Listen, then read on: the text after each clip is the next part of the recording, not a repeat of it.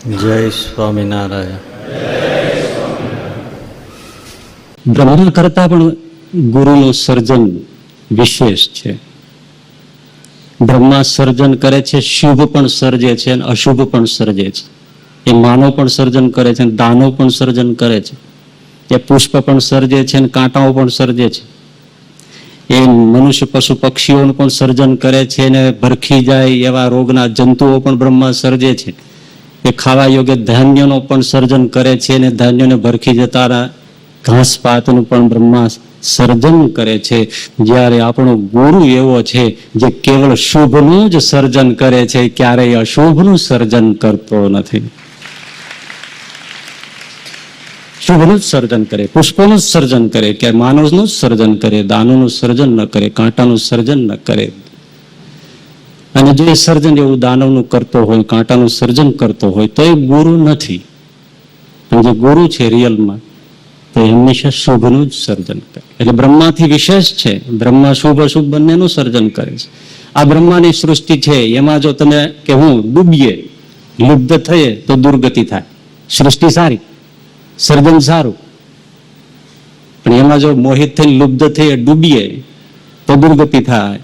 પણ આ ગુરુની સૃષ્ટિ જે સર્જન છે, સત્સંગ છે, એમાં આપણે ડૂબીએ તો ભવસાગર તરી જઈએ, એવું આ ગુરુનું સર્જન કાર્ય છે. બ્રહ્માની જે સૃષ્ટિ છે, સર્જન છે, એમાં ભૂલું પડી જવાય એવું છે. ભૂલા પડી જાય છે. એને માર્ગે હાલ્યા હોય તો ભૂલા પડી જવાય છે. એવી આ બ્રહ્માની સૃષ્ટિ છે. ખોટે રસ્તે ચડી જવાય. પણ આ ગુરુનું સર્જન એટલે સત્સંગ એ એવું છે કે જેમાં ભૂલેલાને પણ રાહ મળે છે. મજ્જન ફલ એખીય તત્કાલા પીક હો હિ બક એ કાક હો હિ પીક બકવું મરાલા. કાગડો કોયલ થઈ જાય અને બગલો હંસ થઈ જાય, એ સર્જન કેવળ ગુરુના સત્સંગમાં છે. એટલે બ્રહ્મા કરતા તો બહુ વિશેષ છે સદગુરુ, કે એનું સર્જન જે કરે છે એ બ્રહ્મા કરી શકતા નથી. એમાં ડૂબકી મારે, પળમાં પલટાઈ જાય. વાલિયા લૂંટારે ને નારદજી ન મળ્યા હોત તો કલ્પના ન થાય કે જે વાલિયો લૂંટારો, પથ્થર દિલ, પથ્થરનું માખણ ન થાય. બ્રહ્માની સૃષ્ટિમાં ન થાય, પણ ગુરુની સૃષ્ટિમાં પથ્થરનું માખણ થાય. એ વાલિયો લૂંટારો ક્રૂર, એ મહાઋષિ વાલ્મીકી થાય અને એ ક્રૌંચનો વધ થાય તોય પણ એનું હૃદય પીગળી જાય. આવા મહા થયા. એનું કારણ શું? સદગુરુનો ભેટો છે. અને આ સદગુરુનું સર્જન છે. એકાદશીને દિવસે લોધિકાના રાજકુંવર અભયસિંહજી દરબાર પક્ષીઓને મારીને એની જીભ એકત્રિત કરીને બાપુની સામે બેસે અને ફરાળની જગ્યાએ માંસાહાર કરનારો યુવાન પણ સદગુરુ ગોપાળાનંદ સ્વામીનો યોગ થાય અને મહાભક્તરાજ થઈ જાય. 6 કલાક સુધી ધ્યાનમાં બેસી રહે. રાજ ખોવાય તો ખોવાય, દેહ પડે તો પડે, પણ મારું ધ્યાન અને ભજન છૂટે નહીં. આ બ્રહ્માના સૃષ્ટિમાં ન થાય, આ ગુરુના સર્જનમાં શક્ય છે. અંગુલીમાલ પલમાં ગેરુવા વસ્ત્ર પહેરે, બુદ્ધનો યોગ થાય છે. એવા કેટલાય જોબન પગી, વેરાભાઈ, કાયાભાઈ, આ બધા કેટલાય છે જેને ગુરુનો જોગ થયો છે, સદગુરુ મળ્યા છે. તો આ બ્રહ્માની સૃષ્ટિમાં ગુરુનું કાર્ય વિશેષ. બ્રહ્મા કાગડો જ રાખે, કોયલ ના થાય, પણ ગુરુ કરી શકે છે. એનું જે મહાત્મ્ય છે એ તો શાસ્ત્રો પણ વર્ણવતા થાકે એટલું છે. હા, બ્રહ્માની સૃષ્ટિ છે ને આમ સહેલી છે, અઘરી છે, પણ સહેલી છે. કારણ કે બીબા ઢાળ છે. 2 પ્રકારે મૂર્તિ બને. એક બીબામાં ઢાળીને બને, કાસ્ટિંગ ઢાળી નાખે, પછી એક બીબું બની ગયું, પછી એક સરખું જ સેમ એમનું ફેક્ટરીમાં નીકળ્યા કરે. બીજી જે મૂર્તિ બનાવટ છે એ પથ્થરને લઈને શિલ્પકાર ટાંકણું ટીચીને મૂર્તિ બનાવે. બંનેમાં અઘરું કયું કામ? ટીચીને શિલ્પકાર જે બનાવે ને એ કામ અઘરું છે. બ્રહ્માની સૃષ્ટિ તો બીબા ઢાળ છે, ગોઠવાઈ ગયા પછી એમનેમ જ બધું સર્જન થયા રાખે છે. મારા ગુરુનું કાર્ય એવું છે કે એક વ્યક્તિની પાછળ એને ટાંકણું લઈને ઘડતર કરવું પડે છે, ત્યારે એક માણસનું સર્જન થાય છે.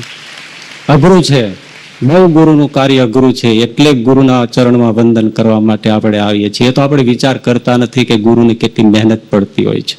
એક સરસ મૂર્તિ જોઈને આપણે આફરીન પોકારીએ, પણ શિલ્પકારને મળીએ ત્યારે કેટલી કષ્ટ સાધના એને વેઠી હોય છે. પણ છતાંય કહું કે શિલ્પકાર કરતા પણ ગુરુનું કાર્ય અતિ કઠણ છે. કઈ રીતે?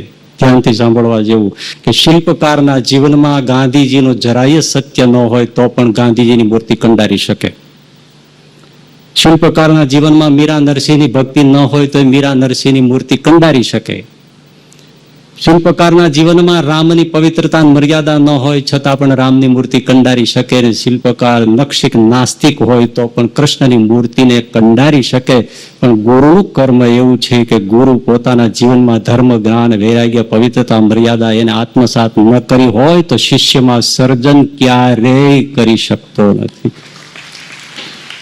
આપ હી રંગાએ બિના ઓર ન લાગે રંગ, પહેલે તો દીપક જલે પીછે જલે પતંગ. પેલા દીવો સળગે પછી પતંગિયા સળગે. એમ ગુરુના જીવનથી જીવન ઘડાય છે. શિલ્પકાર મૂર્તિ બનાવતો હોય ને, ગુરુ કેટલું કામ છે વિચારો તો ખબર પડે. આ નાકની રચના કરતો હોય, ખાલી સપોઝ નાક બનાવતો હોય, હવે મૂર્તિ જેવડી એના પ્રમાણમાં નાક હોય. અને એને વધારે પથ્થર ખેરવી નાખ્યો, નાક નાનું થઈ ગયું, પછી એના બાપ દાદા મથે તો મોટું થાય?